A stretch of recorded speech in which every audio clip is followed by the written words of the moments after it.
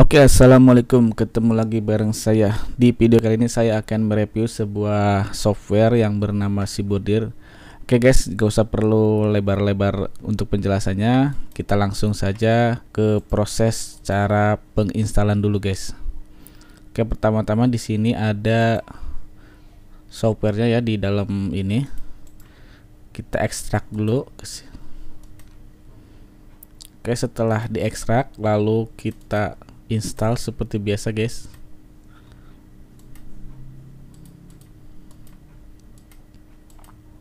Kita tunggu sampai beres. Oke, kita klik selesai. Lalu kita buka di programnya. Di sini sudah ada nih Sibordir, kita buka saja.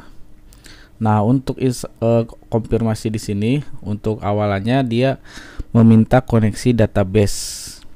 Jadi di sini tulisannya koneksi database gagal, silakan pilih database dan login.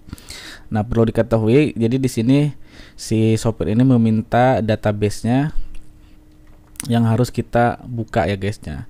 Di sini saya sudah punya di sini database-nya yang sudah saya simpan, yaitu di data D ya. Saya simpan di data D supaya aman.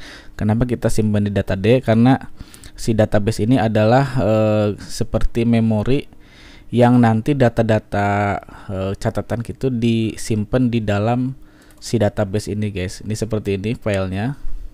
Jadi ini harus benar-benar aman disimpan di dalam folder ya. Oke, setelah kita klik yes. Nah, lalu di sini kita cari guys. Nah, kita arahkan ke lokasi yang kita simpan tadi guys, database-nya. Kita klik cari.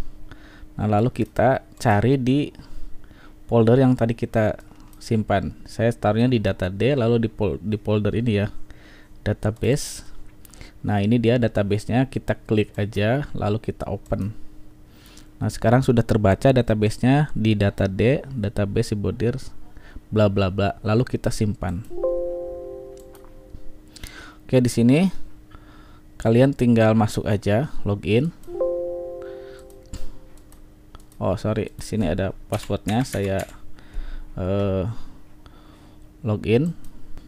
Oke, seperti ini untuk tampilan awalnya seperti ini ya guys. Di sini ada di masternya ada data pesanan bordir, data yaitu berbentuk nanti data-data barangnya. Lalu di sini ada data pelanggan, ada data karyawan. Lalu di bagian transaksi ada penerimaan order, pos kasir. Ini data bayar piutang. Ini ada hasil produksi, yaitu hasil produksi ini adalah catatan tukang finishing ya guys. Lalu di sini barang masuk. Ini data-data barang masuk. Dan ini untuk data barang keluarnya. Lalu hasil jahitan operator mesin. Lalu di sini ada transaksi biaya, transaksi kas, lalu ada menu kasbon, potongan produksi, jam kerja, dan penggajian karyawan. Oke, di sini saya agak memerlukan waktu lama untuk membahasnya, jadi saya akan memulai membahasnya satu persatu ya guys. Oke, pertama-tama di sini saya akan mensimulasikan dulu untuk di transaksi begini ya. Jadi di usaha jasa bordir itu ada jenis-jenis pelanggan ya guys. Jadi ada pelanggan itu yang ketika memesan, misalkan dia memesan barang ke kita lah, lalu pas pengambilan dia langsung membayarnya tunai. Nah, itu saya kasih contoh satu jenis ya. Lalu yang kedua ada yang dia memesan, lalu pas ngambil barang dia untuk pembayarannya dia di tempo. Kadang di 1 minggu atau 2 minggu lah, seperti itu ya. Itu kalian juga udah pasti ngalamin. Dan ada juga yang pelanggan itu misalkan di dalam 1 minggu itu dia selalu memasukkan barang ke tempat kita guys. Jadi dia mengorder terus, misalkan di hari Senin dia ngorder barang, masukkan barang misalkan satu macam, lalu di hari berikutnya ada barang lagi. Nah, itu akan dicatat secara di dalam satu transaksi, yaitu namanya di catatan barang masuk. Nanti itu akan kita catat di satu transaksi barang masuk ini akan satu per pelanggan guys. Nanti akan saya contohkan bagaimana gambaran pencatatannya. Ini berdasarkan pengalaman saya di usaha bordir ya guys. Jadi kita lanjut aja. Sekarang kita usahakan dulu untuk yang pelanggan yang memesan dengan secara cash aja ya. Kita pilih dulu daftar pesanan bordir. Nah, di sini harus membuat dulu data pesanan ya guys. Misalkan pesanannya adalah, kalian klik aja di sini tambah, lalu akan keluar seperti ini. Lalu kalian klik sini auto itu adalah kode barang ya secara otomatis.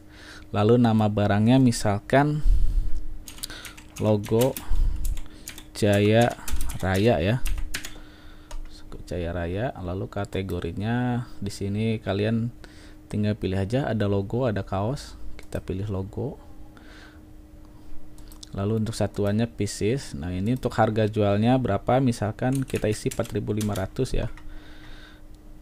Nah, di sini adalah nama pelanggannya guys, kita harus menyimpannya.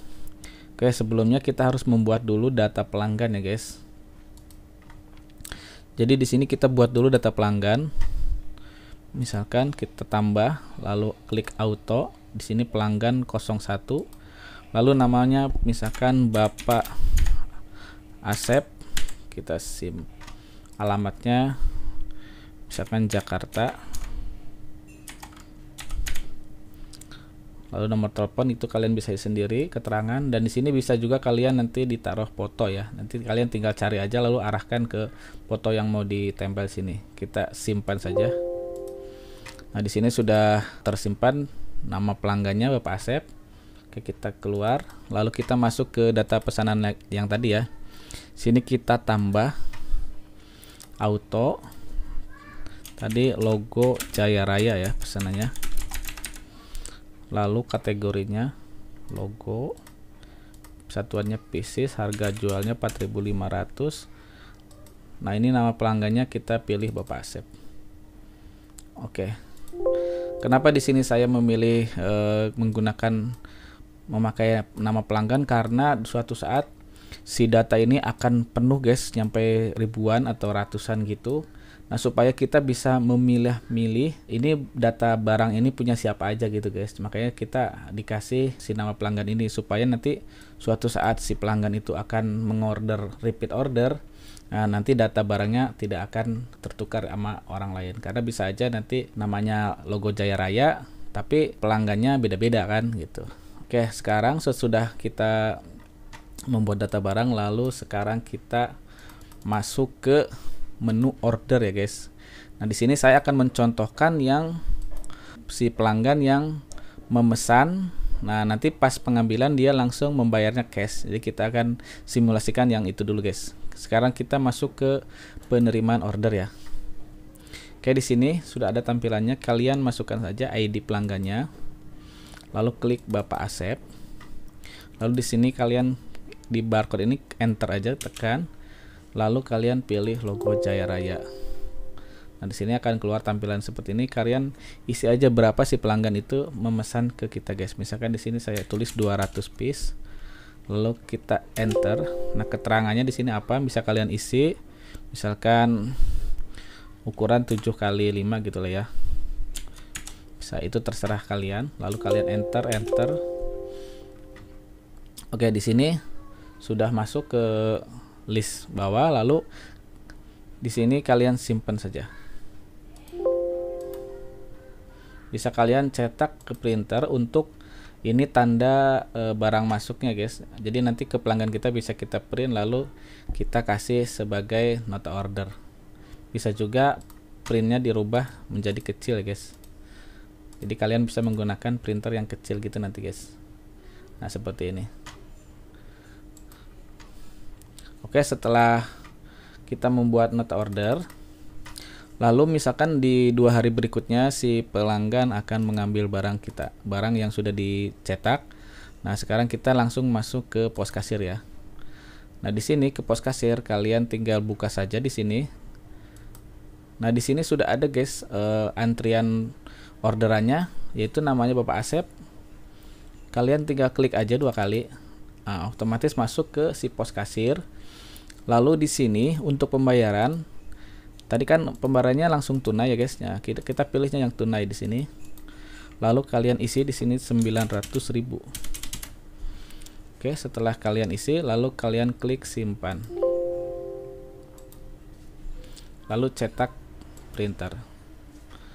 Nah, di tampilannya akan seperti ini guys. Oke, jadi tampilan printernya nanti seperti ini. Nanti notanya yaitu logo Jaya Raya 200 piece kali 4.500 sama dengan 900.000. Di sini laporannya lunas. Oke, ini juga untuk printernya bisa kalian rubah-rubah, bisa yang kecil juga, ada yang besar, surat jalan atau faktur. Oke, seperti itu ya guys. Untuk cara pendataan atau cara mencatat bagaimana si pelanggan itu membayarnya dengan cash. Oke, sekarang kita keluar. Oke, sekarang saya sudah simulasikan yaitu dengan pelanggan yang nomor 1 ya tadi, yaitu dengan cara memesan lalu dia mengambil langsung cash. Jadi tidak berhutang ya guys. Kita di sini bisa periksa di transaksi kas, kalian periksa. Lalu di sini akan tercatat pemasukannya guys. Di sini pemasukan kas laporannya adalah 900.000. Ya, pemasukan DP 0, pengeluaran kas belum ada. Nah, untuk pengeluaran kas kalian bisa mencatatnya di sini ya guys. Di transaksi biaya. Kalian bisa isi aja di sini, klik. Lalu misalkan kalian isi auto, lalu kalian di sini pengeluarannya apa? Misalkan di sini saya membeli apa ya? Bayar alat bordir aja ya, misalkan beli benang bordir misalkan. Lalu total biayanya berapa? Misalkan 150.000 gitu ya. Oke, langsung kita simpan saja. Oke, di sini sudah tercatat juga pengeluarannya 150.000 yaitu untuk membeli benang ya guys, bayar alat bordir, beli benang, laporannya di sini seperti ini. Nah, oke, langsung kita buka lagi di transaksi kas. Jadi si pengeluaran kita akan terakumulasi di transaksi kas. Yaitu tadi mendapatkan pemasukan 900.000. Lalu untuk pengeluaran kasnya yaitu 150.000.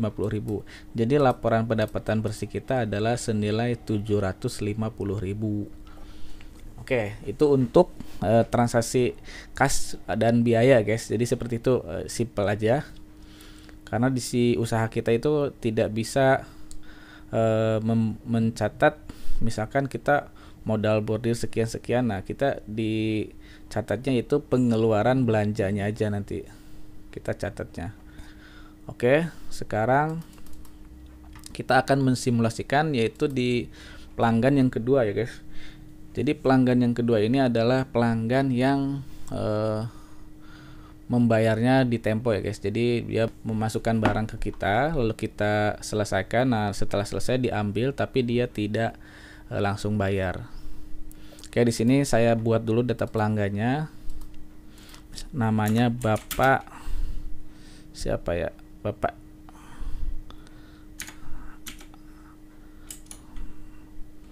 Agung misalkan. Lalu alamatnya terserah di mana, kita simpan. Lalu setelah bikin data pelanggan, kita bikin data barang lagi guys, kita tambah. Misalkan apa yang dia bordir ke kita, misalkan kaos futsal gitu ya,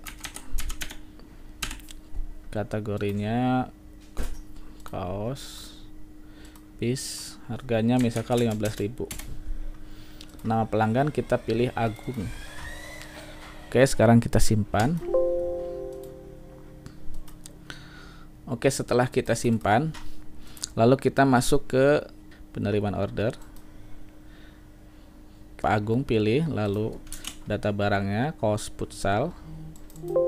Lalu misalkan pemesannya 100, totalnya 1.500.000. Oke, kita simpan, kita keluar, lalu kita buka lagi di pos kasir.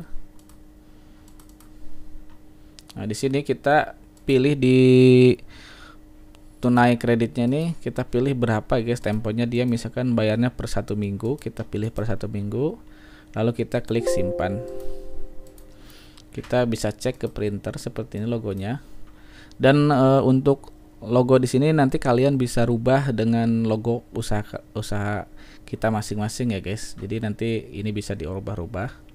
Oke, jadi seperti ini tampilannya untuk yang membayar secara tempo. Totalnya seperti ini, kurangnya masih 1.500.000. Oke, sekarang kita keluar. Nah, untuk mengetahui si piutang pelanggan kita itu nanti kita periksa di sini ya guys. Nih, laporannya adalah si Bapak Agung ya. Di sini Bapak Agung mempunyai piutang ke kita yaitu sebesar 1.500.000. Nah, misalkan di minggu berikutnya dia kan udah jatuh tempo, dia akan berubah menjadi warna merah ya guys, nanti di tulisannya ini. Jadi kalian bisa ada peringatan gitu kalau takutnya lupa. Nah, itu udah waktunya ditagih, nanti dia akan berubah menjadi warna merah seperti ini guys. Nanti di sini udah ada tuh, sudah jatuh tempo yaitu berwarna merah. Oke, misalkan dia di seminggu kemudian akan membayar, kalian tinggal klik aja.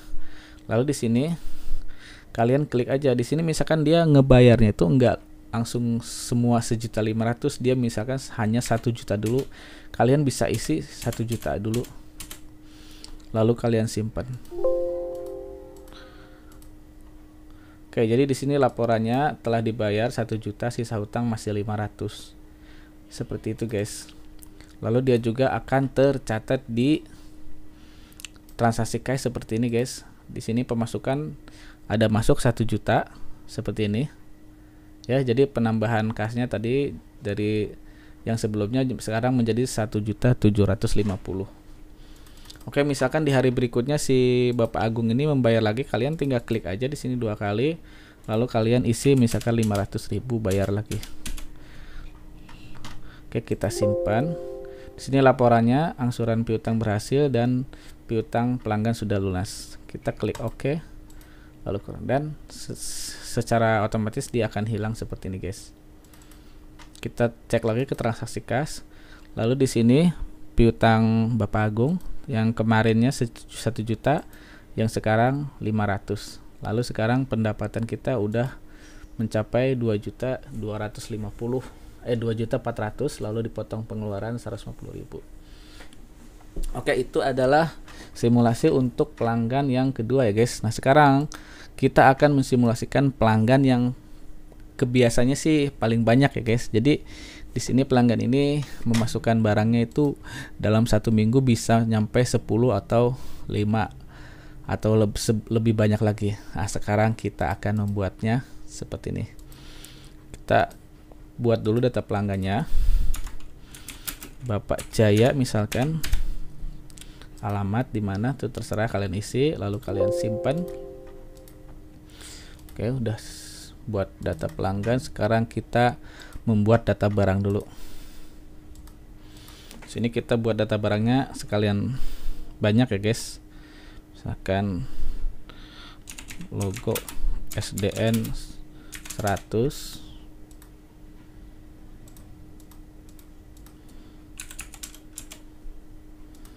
kita isi nama pelanggan, kita simpan.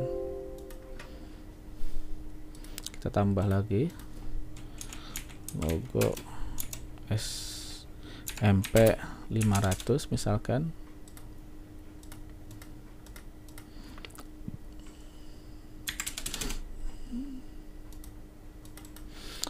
Oke, sekarang kita masuk ke menu catatan barang masuk ya guys. Kenapa kita memakai catatan barang masuk?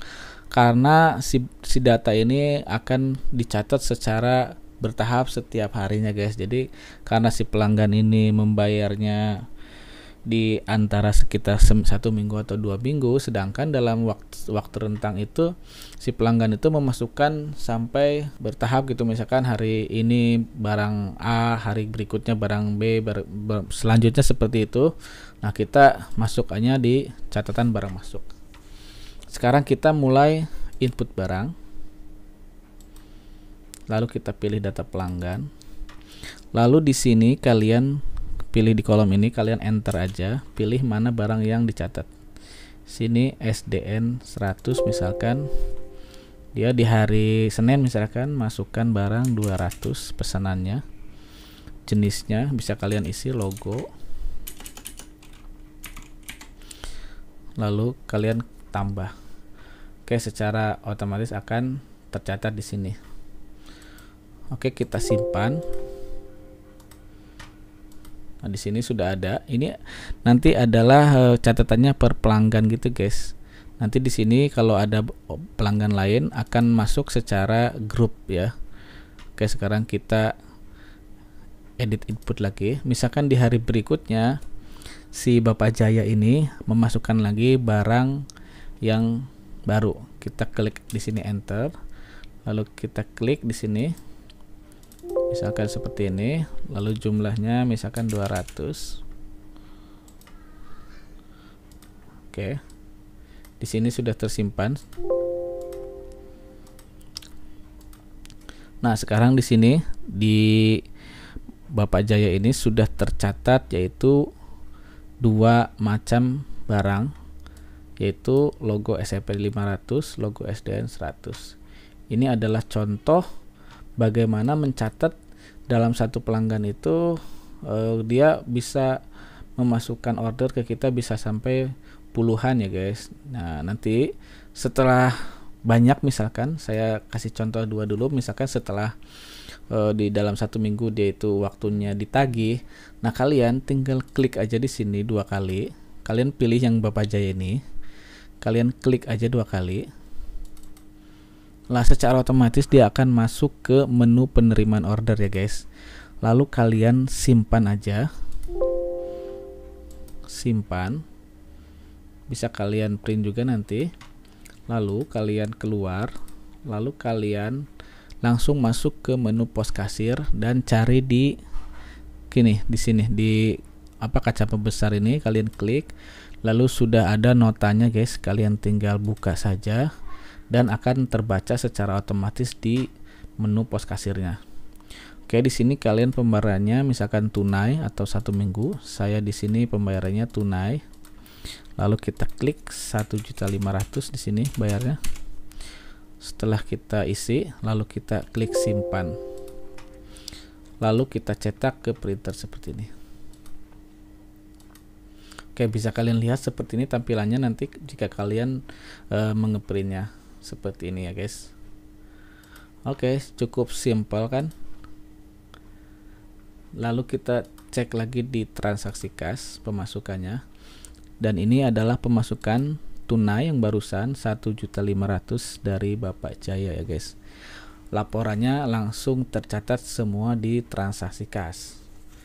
Oke, jadi seperti itu untuk gambarannya. Dan di sini saya akan menambahkan lagi sedikit.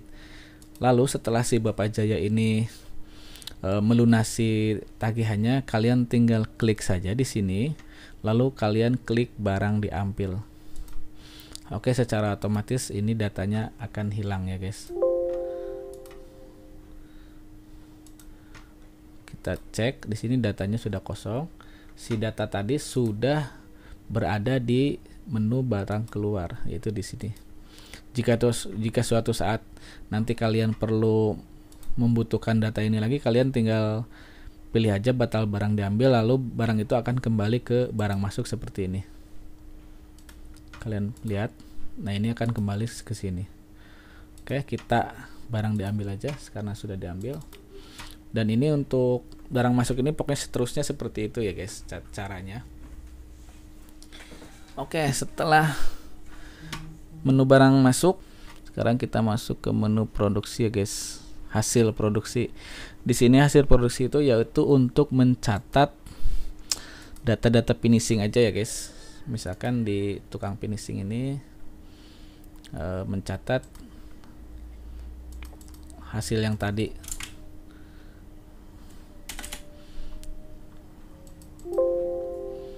Misalkan dia finishingnya 100, tinggal isi aja. Biasanya di buku itu kita catatnya di sini sekarang, misalkan seperti ini. Itu seperti simple aja, sama aja seperti tadi caranya. Cuman untuk supaya supaya si data itu benar-benar cocok dengan hasil yang kita produksi, guys. Kita simpan seperti ini tampilannya, sama aja pada intinya. Lalu sekarang kita masuk ke menu hasil jahitan, guys. Di sini adalah menu hasil jahitan seperti ini, kalian klik aja. Nah, di sini di input hasil jahitan karyawan itu kita memerlukan dulu nama-nama karyawan. Sekarang kita buat dulu data karyawan kita. Sini saya akan menggunakan, misalkan ada 4 karyawan atau 3 ya, atau 2 deh. Misalkan karyawannya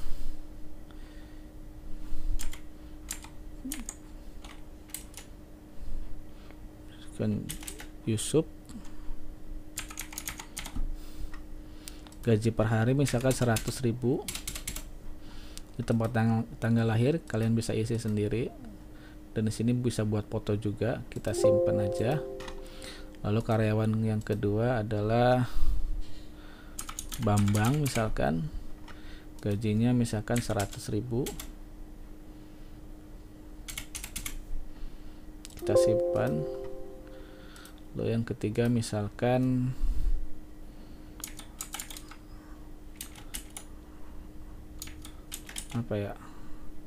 Abdul, misalkan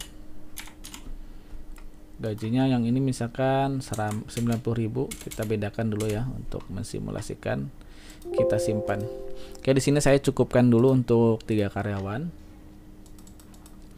Nah, untuk hasil transaksi hasil jahitan kita masuk ke sini. Lalu kalian pilih kode karyawannya dulu siapa nanti. Lalu di sini kalian pilih misalkan si Yusuf dulu. Oke, di sini dia hasil jahitannya kalian bisa pilih di sini apa yang sudah dikerjakan di mesin dia itu. Misalkan si operator mengerjakan logo Jaya Raya ya, misalkan kita klik aja ya Jaya Raya. Di sini harganya secara otomatis sudah ada. Lalu tadi jumlahnya misalkan si Yusuf ini menghasilkan dalam satu shift produksinya misalkan dia dapatnya 100. Oke, kita klik saja. Lalu kita simpan. Oke, di sini laporannya bisa kalian lihat nanti. Oke, sekarang kita masuk ke karyawan yang kedua dulu, guys, Bambang. Lalu dia mengerjakan misalkan kaos futsal. Barangnya dapatnya 50 misalkan. Lalu dia masuk grid. Lalu kita simpan. Dan ini bisa bermacam-macam, misalkan dia menghasilkan 2 macam kerjaan. Misalkan di sini 20. Dia misalkan si Bambang ini menghasilkan 2 macam kerjaan seperti ini, guys. Lalu kita simpan. Lalu kita masuk ke karyawan yang ketiga. Misalkan dia mengerjakan logo SMP, dapatnya misalkan 200. Lalu masuk grid. Di sini secara otomatis tertotal ya. Oke, sekarang kita bisa melihat laporan hasil produksi dalam 1 hari itu. Kita lihat di sini laporan jahitan ya, guys. Yaitu dalam 1 hari ini tanggal segini kita mendapatkan hasil 1.890.000, yaitu dalam rincian si Yusuf dapatnya hasilnya itu 450.000. Lalu si Bambang nih yang 2 ini dia dapat 750 sama 90. Lalu si Abdul mendapatkan hasil 600.000. Itu semuanya akan terdata secara otomatis di laporan jahitan ya, guys. Oke, jadi seperti itu untuk laporan hasil jahitan dari mesinnya. Sekarang kita masuk ke menu menu Kasbon dulu ya, guys. Oke. Untuk menu kasbon di sini saya membuatnya secara input manual ya guys. Di sini kita pilih input kasbon, lalu pilih karyawan, misalkan si Yusuf, kasbonnya misalkan 500.000. Lalu kita klik tambah, kita simpan, kita keluar. Dan di sini ID karyawannya si Yusuf mengambil kasbon 500.000 di tanggal 4 bulan 9. Oke, misalkan di minggu berikutnya pas dia gajian, dia itu pas gajian tuh kita potong kasbonnya. Nah, kita tinggal pilih aja di sini Yusuf, lalu kita input kasbon sini.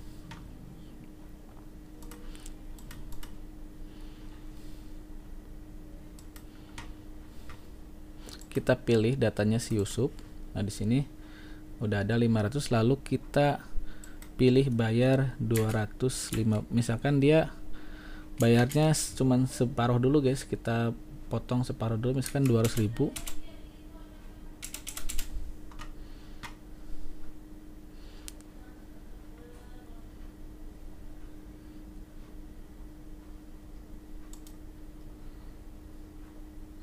Sorry. Kita hapus dulu.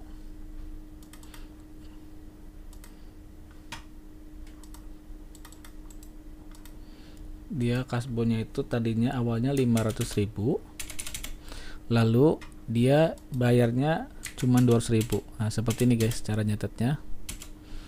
Oke, di sini kalian bisa lihat di sini kasbonnya awalnya sebelumnya 500.000, kalian isi dulu, lalu dia potong 200.000, lalu sisa punya 300.000.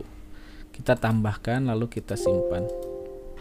Jadi laporannya seperti ini guys. Ini kasbon awal 500 masih 00, sisa kasbon 500.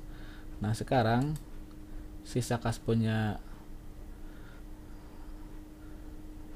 di sini bisa kalian kosongkan aja di sini. Bisa diedit. Nah, di sini untuk bayar kasbon 200, lalu sisa kasbon sekarang 300.000. Dan kalian bisa sampai ke bawah sampai seterusnya. Seperti itu caranya guys. Jadi di sini kita mencatatnya secara manual dikarenakan dari kasus yang sudah kebanyakan di karyawan ini tidak langsung lunas ya guys. Jadi dia itu mencatatnya agak terlalu bingung kalau dipotong separuh gitu. Makanya kita membuatnya secara manual seperti ini. Misalkan di hari berikutnya dia bayarnya 300.000, lalu di sini kita nolkan saja, lalu kita tambah. Oke, di sini bayar kasbon 300, lalu sisa kasbonnya sudah 0 ya guys, lalu kita simpan. Oke, jadi seperti itu untuk di bagian menu kasbonnya guys. Oke, sekarang setelah menu kasbon, kita menu potongan produksi. Ini menu potongan produksi ini adalah menu hanya untuk kesalahan aja guys. Jadi misalkan itu si karyawan itu melakukan kesalahan kerja, kita bisa mencatatnya di sini. Tapi itu saya tidak menggunakannya, jadi saya tidak akan membahasnya. Lalu di sini untuk menu kepenggajian dulu ya guys. Penggajian. Kalian bisa lihat untuk menu penggajian seperti ini guys. Di sini kita untuk mencatat penggajian kita tambah, lalu kalian pilih nama karyawan. Di sini si Yusuf. Nah, di sini gaji pokoknya sudah tercatat tadi 100.000. Lalu kalian pilih tampilkan saja ini supaya nanti di print, pas di printernya si gajinya itu terlihat ya guys. Kalau mau disembunyikan kalian tinggal centangnya hilangin aja. Lalu kita masukkan jumlah hari kerja ya guys. Jumlah hari kerjanya misalkan dia 30 hari 1 bulan. Lalu di sini, nah ini untuk kasbonnya dia anggap aja si Yusuf ini tidak punya kasbon ya. Lalu keterangannya kalian bisa isi. Setelah semuanya diisi, ini juga bisa kalian nanti isi menggunakan potongan BPJS ya guys. Cuma di sini saya mensimulasikan tidak menggunakan BPJS dulu. Kita simpan. Lalu kita cetak sebenarnya. Dan seperti ini guys untuk tampilan nanti slip gajinya ya. Bisa juga kalian print dengan ukuran besar seperti ini. Nah, seperti ini. Oke, jadi si Yusuf ini gaji pokoknya 100, kerjanya 30, jadi totalnya 3 juta. Oke, kita keluar. Sekarang kita simulasikan di karyawan kedua. Misalkan ini adalah karyawan yang mempunyai kasbon ya. Kita masuk ke si Bambang, kita tampilkan kerjanya sama 30 hari, cuman dia ada kasbon misalkan 500.000 ya guys. Nah 500.000 sisa bonnya, lalu dia membayarnya 500.000 juga. Sisa bonnya secara otomatis 0. Misalkan di sini keterangan kasbon lunas. Kita simpan. Lalu kita cetak. Oke, kalian bisa lihat sendiri seperti ini. Si Bambang gajinya 100 kali 30 3 juta, lalu dia sisa bon ada 500, lalu bayar bon 500.000, sisa bon sekarang 0. Gaji bersihnya adalah 2.500.000. Keterangan kasbon lunas. Oke, itu untuk simulasi gaji yang menggunakan kasbon. Lalu di sini kita akan mensimulasikan yang menggunakan lembur ya guys. Ada tambahan lembur misalkan. Kita di sini jumlahnya sama, kita isi 30. Misalkan kita isi di sini lembur. Kalian isi aja di sini apa lembur atau bonus atau apa. Kita bisa juga isi bonus di sini. Bonus misalkan dia 5 kali 25.000 misalkan. Ya, seperti ini, atau 10 kali. Atau di sini kita isi lembur juga bisa. Lembur. Nah, di sini secara otomatis akan masuk ke gaji juga. Lalu kalian bisa juga isi nanti potongan BPJS juga ya guys. Itu terserah aja, itu tergantung sistem di usaha kalian. Lalu kalian simpan, lalu cetak. Nah di sini laporannya seperti ini. Abdul 90 kali 3 2.700.000. Lalu lembur 10 kali 25 yaitu 250.000, total 250.000. Lalu gaji bersihnya jadi 2.950.000 ya guys. Oke, seperti itu guys, sangat simpel sekali, sangat mudah digunakan. Lalu sekarang kita lihat di laporannya guys, untuk pengeluaran gaji ini yaitu totalnya semuanya mencapai 8.450.000. Kita lihat di sini. Di sini lapornya semuanya ada. Kalian tinggal periksa saja seperti ini. Sekarang kita masuk ke transaksi biaya, dan ini juga laporannya langsung tercatat di transaksi pengeluaran biaya. Dan untuk transaksi kas juga langsung tercatat di sini secara keseluruhan. Jadi untuk laporan pendapatan kita hanya masuk 3.900.000, pengeluarannya sudah 8.600.000. Jadi intinya kita masih tekor di sini 4.700.000. Oke, itu anggap aja kita cuman simulasi. Kita berharap jangan sampai tekor. Oke, setelah ke menu penggajian karyawan, sekarang kita ke laporan-laporan dulu deh. Nih, dan di sini untuk laporan piutang, si laporan-laporan pelanggan yang sudah membayar ke kita rinciannya. Lalu di sini laporan detailnya adalah laporan pemasukan barang-barang ya guys. Jadi semua data barang yang dicatat akan terangkum semuanya di sini. Orderannya. Lalu ini penerimaan order.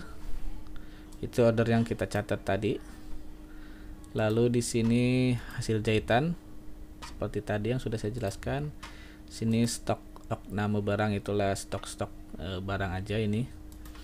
Oke, lalu sekarang kita masuk ke menu pengaturan ya guys.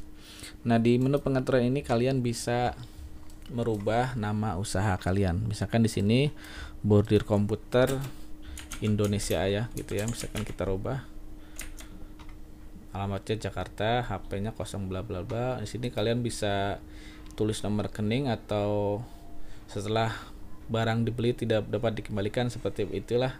Untuk nanti itu laporan di notanya ya guys. Di sini judulnya software Bordir, dan di sini untuk memilih database sesuai tadi.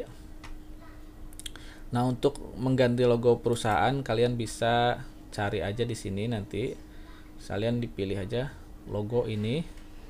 Nah, nanti kalian pilih misalkan logo perusahaannya seperti apa, kalian tinggal pilih saja lalu kalian simpan. Saya pilih yang ini misalkan, lalu kita terapkan. Oke, tampilan di notanya akan seperti ini guys. Tuh, akan seperti ini. Itu tinggal diganti aja nanti di si pengaturan. Oke, cukup sekian dulu mungkin untuk reviewnya, seperti itu ya guys. Aplikasi ini sangat simpel, mudah digunakan untuk semua usaha jasa ya guys. Jadi dari mulai jasa sablon, bordir, dan jasa-jasa yang lainnya itu sangat-sangat recommended banget. Oke, cukup sekian dulu untuk reviewnya. Mudah-mudahan video ini bermanfaat buat kalian. Assalamualaikum warahmatullahi wabarakatuh.